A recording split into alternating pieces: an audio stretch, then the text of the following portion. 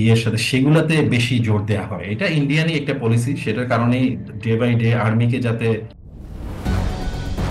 পিলখানা হত্যাকাণ্ডে ভারত জড়িত ছিল তা ঘটনার কদিনের মধ্যেই পরিষ্কার হয়ে যায়।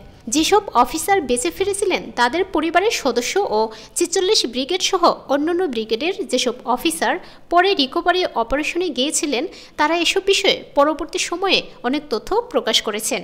সেদিন সেনাকুঞ্জে শেখ হাসিনার সঙ্গে মিটিংয়ে একাধিক সিনিয়র অফিসার সংক্ষুব্ধ জুনিয়রদের ধমক দিয়ে চুপ থাকতে হুকুম দেন। এ সময় হুমকি দিয়ে সংক্ষুব্ধদের উদ্দেশ্যে বলা হয়, আক্রমণের জন্য ইন্ডিয়ান ফোর্স রেডি, সাবধানের কথা বলো। পিলখানা মেশাকারের পর ভারত শেখ হাসিনাকে রেস্কিউ মিশনের প্রস্তুতিও নিয়ে রেখেছিল।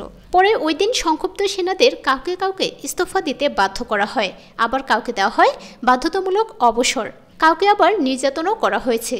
পিলখানা হত্যাকাণ্ডের পর বাংলাদেশে ভারতের আধিপত্যবাদ জেগে বসে। ৩৬ জুলাইয়ের পর আধিপত্যবাদের এই শৃঙ্খল ভেঙে গেছে।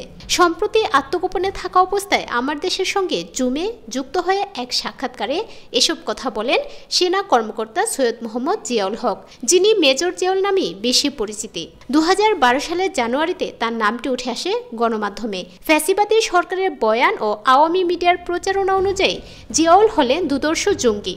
২০১২ সালের ৯ জানুয়ারি সেনাবাহিনীর ঊর্ধ্বতন অফিসাররা এক সংবাদ সম্মেলনে জানিয়েছিলেন তারা একটি অভ্যুত্থান ঠেকিয়ে দিতে সক্ষম হয়েছেন। কথিত সেই অভ্যুত্থানের সঙ্গেও উঠে এসেছিল তার নাম। কখনো তাকে বলা হয়েছে নিষিদ্ধ হিজবুত তাহরীর নেতা, আবার কখনো বলা হয়েছে কথিত আনসার উল্লাহ বাংলা টিমের সদস্যদের সামরিক ট্রেনিং দাতা। দেশের সরকারি বাহিনীগুলো দিয়ে জঙ্গি নাটক সাজিয়ে প্রচারণা চালানো হতো। মেজর জিয়াউল ট্রেনিং দিয়েছেন তাদের।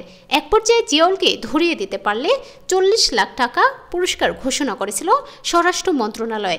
কেন জিয়াউলকে সেনাবাহিনী থেকে পালিয়ে যেতে হয়েছিল সে প্রশ্ন রাখা হয়েছিল তার কাছে। জিয়াউল তখন অনেক অজানা কথা বলেন।